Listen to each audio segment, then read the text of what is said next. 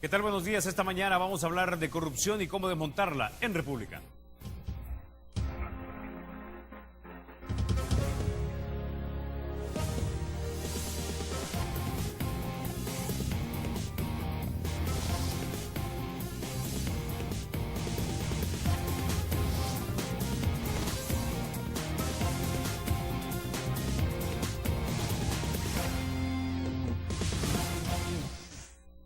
Bueno, sin mayor preámbulo, vamos a introducir a nuestros invitados. Esta mañana nos acompaña el doctor Salvador Arias. Él es autor del libro El Manual de la Corrupción de Arena. También fue diputado del FMLN y es economista graduado de la Universidad de Borbona de Francia, si mal no recuerdo.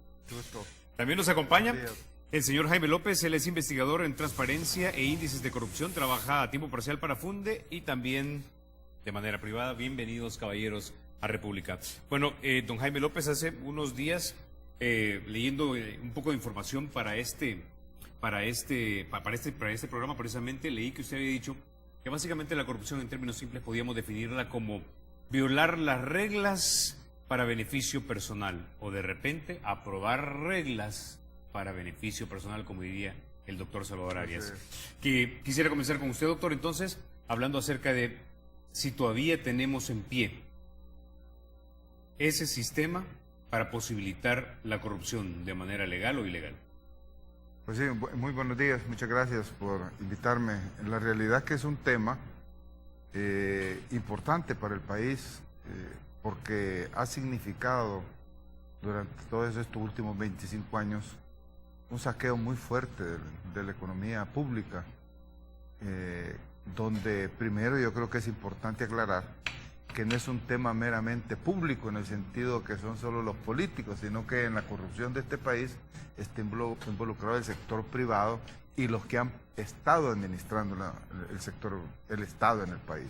Eso creo que es importante establecerlo, porque a veces se estigmatiza como que solo los políticos son los corruptos y realmente los que hacen la corrupción más fuerte atrás han sido privados, que a veces o empresarios privados, que además han funcionado como políticos y en todo el esquema neoliberal se dijo, bueno, ahora saneemos de políticos y de los históricos de este país y pongamos nosotros a los empresarios que son los honestos, el sector privado es el honesto, el público es el corrupto. Y resultó que salieron peores, porque cuando sectores del empresariado administraron el Estado, es cuando se dan los hechos de corrupción más fuertes en este país. Si uno lo ve en la historia del país, la historia reciente de este siglo pasado y este siglo, es realmente impresionante. Yo les traje a regalar un libro, no sé si ustedes ya lo tienen. Voy a regalar una copia. Este libro, que nadie le hace mucho caso, ¿verdad? Es un libro que, viendo el proceso de corrupción, estando yo todavía diputado, dije yo, bueno, vamos a hacer una investigación. No, ya había salido de diputado, ya no estaba de diputado. Y empecé a sistematizar los diferentes hechos de corrupción divulgados en los medios de comunicación. Porque, por ejemplo, si ustedes ven ahora la campaña del diario de hoy, el diario de hoy aparece como que es una monja santa, pura, denunciando la corrupción, y una campaña terrible, ¿va? Creo que, como se ha dicho, la corrupción debe investigarse, venga de donde venga. No puedes tú tener parámetros predeterminados en relación a personas, en relación a instituciones o puestos, donde digas aquí no vamos a investigar la corrupción, sino que tiene que ser de carácter universal de acuerdo a unas normas.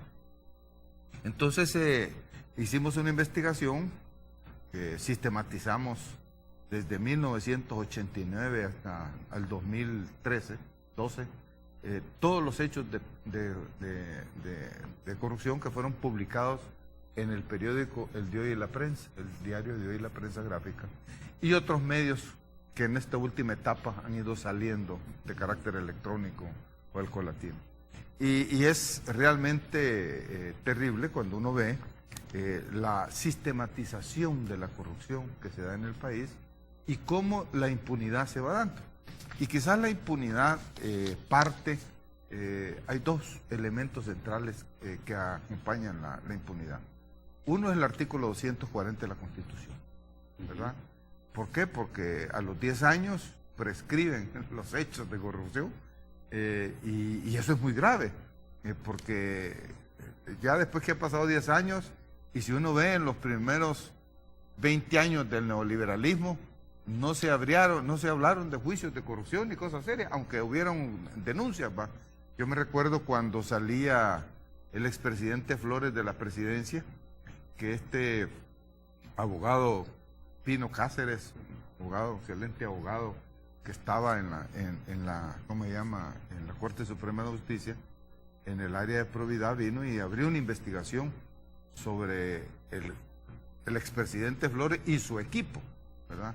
Y cómo de manera, hubo todo un despliegue de publicidad, pero me acuerdo que fue claramente una arbitrariedad política desde la institución pública misma que se paralizó la investigación. Además, si no entiendo mal, el abogado Cáceres renunció porque, es más, cerraron el área de probidad en la Corte Suprema de Justicia. De hecho, pasó a ser controlada por el presidente de la Corte y solo que él dijera si hacía una investigación, cuando eso debe ser de oficio, ¿verdad?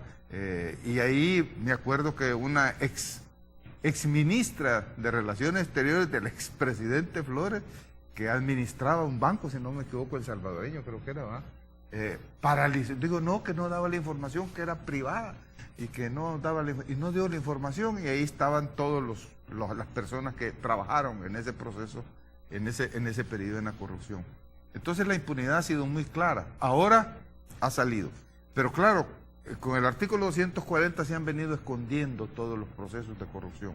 Entonces yo creo que una de las medidas para entrar a lo que tú decías al principio es que la Corte, bueno, ya en el artículo 85 de la Constitución, la Corte hizo una interpretación del artículo, ¿verdad? Y por lo tanto la Sala de lo Constitucional estableció el antecedente de que puede interpretar la Constitución, porque antes decían que solo había que a la letra, ¿va? Más allá de su letra. Y debería, por lo tanto, así como lo hizo en el artículo 85 en relación a los partidos, que la Constitución establece de que los partidos son el único medio para la representación del pueblo dentro del gobierno, y la Sala interpretó que pueden haber candidaturas. Bueno, que interprete ahora el artículo 240 en el sentido que es superior el interés del Estado de preservar sus bienes y derechos en relación a la seguridad jurídica de una persona que probablemente se haya enriquecido a costa de la hacienda pública. Que lo haga. Eso sería un factor de fondo, porque yo lo que veo que en buena parte los hechos ahora se manejan un poco periodísticamente, el amarillismo sale a veces, ¿va? Porque creo que los hechos de corrupción hay que investigarlos. Ahí, como digo, creo que nadie puede decir este sí, este no, claro, lo que sea. Pero si la institucionalidad, si las leyes de este país no permiten que sea así, que sea antojadiza, poner por el papel de la Fiscalía General de la República. La Fiscalía General de la República, de acuerdo a las leyes, ¿tú eres abogado? No, bueno, los abogados dicen que cuando hay un hecho relevante, que es notorio y que sale, de hecho la Fiscalía debería investigar. Por ejemplo, de oficio. Entonces, aquí este libro recoge hechos relevantes publicados sistemáticamente en los medios, pero no se hace nada, ¿verdad? El caso, por ejemplo, de Selenel fue simbólico.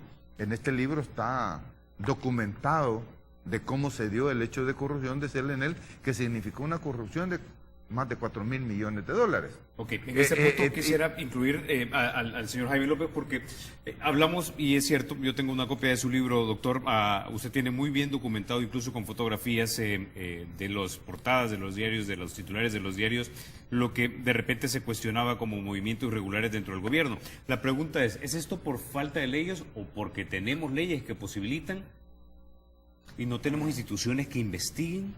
No, es un conjunto de factores. Recordemos que la corrupción surge, el Estado, su principal función es distribuir beneficios, llámesele esto, subsidios, servicios públicos, contratos, concesiones, licencias, y desde luego eso genera una competencia muchas veces desleal entre los agentes privados por tratarse de quedar con esos beneficios, y ese es el origen de la corrupción precisamente, o sea, cuando están compitiendo ya sea por un contrato, por una licencia, y hay personas que están dispuestas a pagar un soborno al funcionario para que éste les favorezca con la asignación del mismo. Entonces, tiene que ver con varias cosas, tiene que ver con leyes, tiene que ver con fallas de mercado, tiene que ver con la cultura también. Eso no se puede dejar de lado. O sea, si los agentes son tolerantes a la corrupción, o si son, qué tanta propensión hay de parte de la población a la corrupción. Y desde luego, o sea, tiene que ver con la falta de instituciones que tengan la capacidad para prevenir, investigar y sancionar actos de corrupción, que es el elemento característico de nuestro país, como bien decía el doctor Arias. Entonces, si usted habla de esto, por ejemplo, estamos hablando que de repente a la base del problema también hay algo cultural, que la cultura no es más que el conjunto de ideas, valores, prácticas que de repente dan las características a una persona o a una nación.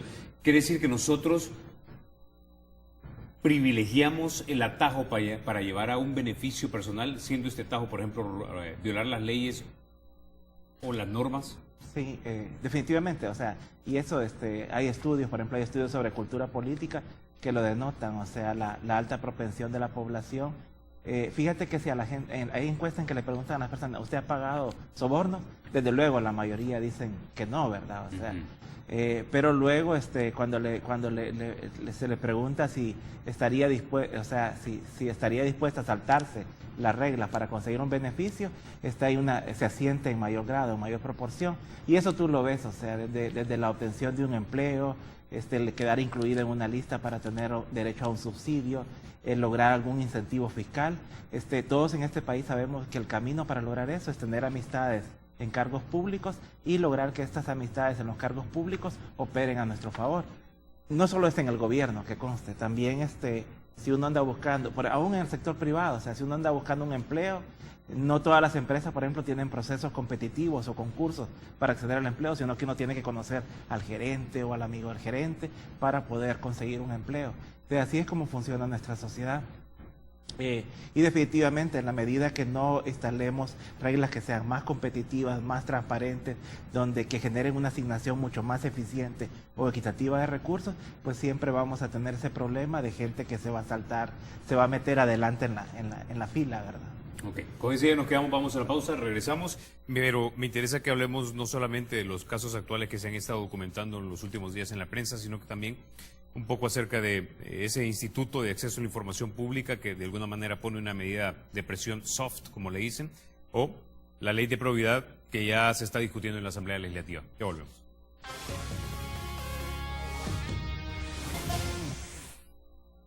Bueno, antes de continuar quisiera que viéramos en pantalla esta página que habla acerca de los controles que hay sobre el ejercicio de los funcionarios públicos y los índices de corrupción. En los primeros países aparecen las democracias nórdicas, Dinamarca, Noruega, Suecia. Son los países en los que aparentemente se tiene más control sobre los funcionarios públicos, es decir, de repente hay menos posibilidades de que estos se puedan enriquecer. Ahí lo tenemos. Tenemos Nueva Zelanda, de hecho, Dinamarca, Noruega, Suiza, Finlandia, Suecia y también está Singapur, que se conoce que son muy estrictos contra la corrupción. El Salvador aparece en la posición número 116. Señor López, explíquenos un poco más acerca de esto. Bueno, esta página es una compilación de indicadores internacionales sobre la corrupción.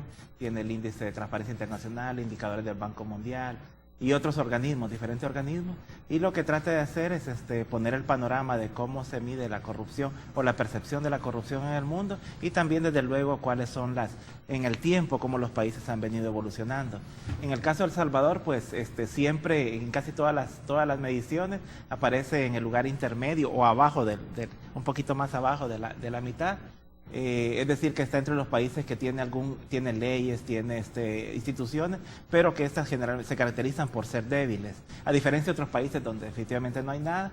Y desde luego los países así como los nórdicos que tú mencionabas al inicio, son los que además de tener leyes e instituciones, estas funcionan y son efectivas. La otra cuestión que se puede desprender de un análisis agregado de indicadores es que realmente en el caso de El Salvador, por ejemplo, no han habido mayores progresos a lo largo del tiempo. Estas mediciones tienen, algunas por ejemplo tienen 15 años, o 20 años de que se vienen haciendo, y realmente no observa uno que El Salvador se mueva mejores. Afortunadamente tampoco ha empeorado, o sea, como ha pasado en otros países donde los sistemas democráticos, por ejemplo, los esquemas democráticos se han roto. Entonces estamos, digamos, es como una posición mediocre y nos hemos mantenido en esa posición mediocre. Ok, antes de ir con usted, doctor Arias, quisiera que viéramos también en pantalla parte de un informe de la Organización de los Estados Americanos. Esto fue en el año 2011. Parece tener vigencia todavía, bastante vigencia, diría yo. En la actualidad, dice, no existen antecedentes de juzgamiento de algún funcionario o empleado público por enriquecimiento indebido, razón por la cual las disposiciones constitucionales y legales al respecto han sido fuertemente criticadas por su ineficiencia, hasta el punto de crearse nuevas propuestas que aún no han sido presentadas formalmente como proyectos de ley. Usted tiene bien documentado aquí, doctor, 20 años o probablemente más de presunta corrupción que asciende a miles de millones de dólares. La pregunta ¿es porque no respetamos las leyes que ya están vigentes, que hacen ilegal algo, o también porque algunas cosas se hicieron legales que deberían haber sido ilegales? Sí, yo creo que de las dos cosas existe, por eso es que se ha dado una dimensión tan fuerte a la corrupción en el país. Es más, cuando mencionan el Banco Mundial, los organismos financieros multilaterales, por ejemplo, ahorita nosotros estamos haciendo una investigación sobre una auditoría de la deuda. Y tú ves complicidad de estos organismos en la corrupción de estos países. Dan financiamiento y en los mismos contratos ellos se curan en salud, pero son permisivos de la corrupción porque están dando financiamiento y los proyectos están siendo ejecutados con síntomas claros de corrupción, hasta denunciados públicamente, y siguen financiándolos. Entonces ahí el tema internacional y nacional es una permisividad ya organizada, y por eso hasta hay leyes, que se han hecho leyes. Por ejemplo, aquí la ley más simbólica que yo menciono es la privatización de la banca, ¿va? Porque fue un hecho muy relevante. O el mismo hecho de CLNL, que al final el gobierno lo que hizo fue rescatar, por lo menos, y me pareció muy bien que rescatara ese recurso renovable, natural nuestro, energético, ¿va?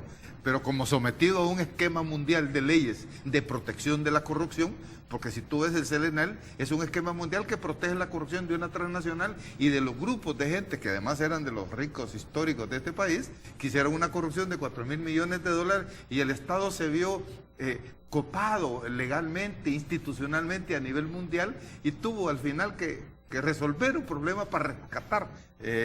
Pero los hechos institucionales de cómo se dio la corrupción de CLNL, ahí están. Sin embargo, tú ves una fiscalía que al principio dice, les pone un embargo como de 2.000 millones de dólares, y después realmente les facilita el proceso para que y la gente sale contenta. Y si tú ves, entonces viene el tema de la cultura. ¿Qué papeles juegan los medios de comunicación acá? Si tú ves el diario de hoy, juega de acuerdo a sus intereses de clase. Cuando es alguien de la burguesía, de interés de ellos políticos, le dan un tratamiento totalmente diferente. Nomás vaya a ser alguien que no es de interés de ellos políticos o que son enemigos de ellos ideológicamente hablando, le van con todo, que es lo que tú tienes. Entonces, como dicen, al chucho más flaco se le pueden pegar las pulgas, ¿va? Porque no hay una institucionalidad. La cultura misma, el diario de hoy, la prensa gráfica son instrumentos de una cultura de corrupción en el país antojadiza. Entonces, el hecho de las leyes de privatización están claras, pero ese no es un caso solo de El Salvador. La privatización que se dio a nivel del marco neoliberal, a nivel mundial, fue concebido para eso, para pasarle capital lo más barato posible al sector privado, porque en su lógica de enriquecimiento y de acumulación decían, si a esta gente les pasamos dinero del Estado, porque ya la competencia, o sea, hay principios del funcionamiento del sistema capitalista, y dicen, no, es que el Estado no puede seguir interviniendo en esa época del 70 para acá, pasémosle todo el sector privado va a invertir, quitémosle los impuestos. Entonces hay toda una lógica corrupta, porque si tú lo ves en términos de la responsabilidad del Estado con su población y la traición a la población en el marco neoliberal de los intereses de la población para favorecer un sector privado porque se enriquezca, es terrible. Por eso es que, así como la Constitución, por ejemplo, el hecho que en la Asamblea se tenga ahorita que se dé, que se califique como un hecho penal la corrupción fiscal. Ahí está. Bueno, la corrupción fiscal es atroz, pero son más de... podemos hablar, hay diferentes cálculos, pero según las fuentes oficiales, ¿verdad? La corrupción anda entre los 1.800, 2.000 y pico de millones de dólares anuales. ¿Y qué estamos haciendo sobre esa corrupción? Y sabemos que las grandes empresas, los grandes contribuyentes, está detallado. Son los grandes contribuyentes donde están los hechos más gruesos de corrupción, porque en este país, yo hice una investigación donde son como 128 empresas las que te controlan como el 60-70% de la riqueza que genera anualmente en este país y deberían de pagar impuestos. Yo acabo de sacar un artículo ¿Cuánto valen esas 20 o eluden esas 128 empresas? Son más de 2.000 millones de dólares. Es que ellos manejan el grueso de la riqueza. Pues aquí no hay que andar buscando, pero si tú ves, se va la minucia, ¿verdad? El hecho, yo creo que el Estado debería, con toda la fuerza de la ley, y modificar la ley, ¿verdad? Porque en el aspecto tributario también, por eso hacer un hecho penal la evasión y la ilusión, como también modificarle el artículo de la Constitución que le da ese beneficio de que si te has robado 20 millones y te pudiste cubrir 10 años, te quedaste con ellos, o 200 millones, o 1.000 millones de dólares. Ahora, estos gobiernos del FMLN han sido como muy vehementes a hablar sobre el tema de que van a buscar transparencia y combatir la corrupción. ¿Cree usted que no han sido lo suficientemente agresivos entonces en combatir este tipo de corrupción privada a la que usted hace alusión? Bueno, yo creo que tiene que hacerse más. Se ha hecho, y creo que, pero no es suficiente porque se sigue dando. El hecho es que se sigue dando. El cálculo de corrupción del año pasado sigue estimándose más de... Yo tengo aquí una estimación. El año pasado, el tema de la corrupción, el monto de evasión e ilusión se estimó en 2.548 millones de dólares. Si vemos nosotros, porque no se han cambiado los mecanismos estructurales que lo permiten. Y como las leyes mismas, y medio, el ministro hizo una publicación de quienes le debían, y mira cómo se fueron todos encima a proteger al corrupto, ¿no? Dijeron, no puede, como me recuerdo yo cuando empezamos a hablar de corrupción, yo estaba en la Asamblea Legislativa, empecé a hablar de hechos de corrupción, y entonces se enojaban porque yo decía que se robaban el dinero, ¿verdad?, del Estado, y entonces dije, bueno, entonces no le puedo decir que se lo roban, pues les digo, porque protestaron, porque yo decía que se roban, le vamos a decir que se lo apropian indebidamente, porque hay que hasta suavecitamente hay que tratarlos, cuando se trata de la gente de grandes intereses en este país, porque aquí está claro a dónde ha estado la corrupción, porque el enriquecimiento abusivo que ha habido de ciertos sectores económicos acá, de ciertas familias, es notorio.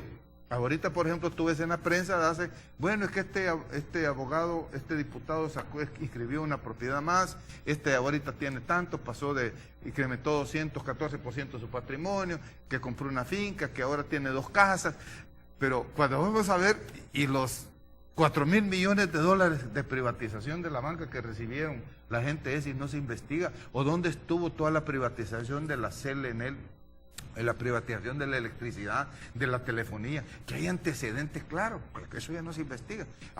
¿Quién te menciona, por ejemplo, a los expresidentes Calderón y Cristiani? Nadie, porque ya pasó. La Constitución los protegió y los tiene vacunados ahí. Usted hace alusión en este momento que de repente a lo que usted percibe como que son los grandes corruptos en este país no se les investiga, sino que a corruptos tal vez de menor cuantía, ¿verdad? Ahora, pero... Y el peligro de eso, perdóname, es que podemos caer en seguir fomentando la cultura de la corrupción.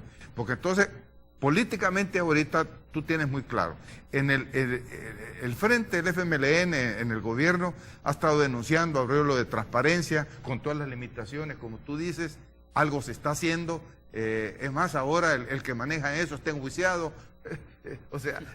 ¿me entiendes? Ahora, quisiera tener en este momento, doctor Arias, al señor López para preguntarle, porque usted ya mencionó algo acerca de la corrupción de parte de los privados, pero en el Estado, ¿tenemos una estimación de cuánto se pierde de dinero el Estado en corrupción?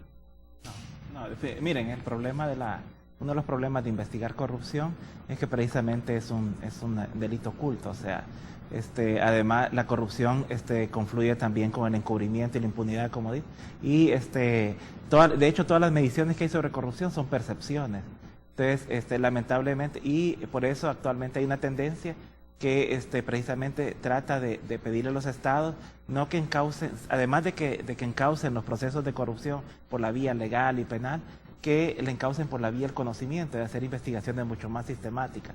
Por ejemplo, lo que dice el doctor Arias de la de los problemas de corrupción en las privatizaciones. Es cierto, o sea, ya los delitos ya prescribieron, no sé, pero como sociedad necesitamos aprender, o sea, digamos, y desmontar todas esas estructuras, porque las formas de corrupción peores o las formas de corrupción más dañinas son las que se establecen o se legalizan por medio de decretos o leyes.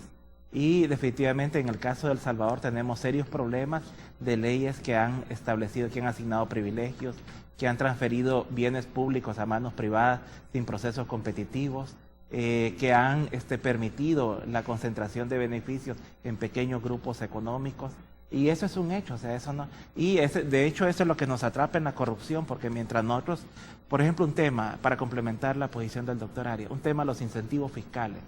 Los incentivos fiscales son privilegios que por medio de la ley se le otorgan a un privado para que se le exonere o se le dispense el pago de cierta cantidad de impuestos o totalmente de impuestos a cambio de que esta persona pues dé una contribución importante a la economía.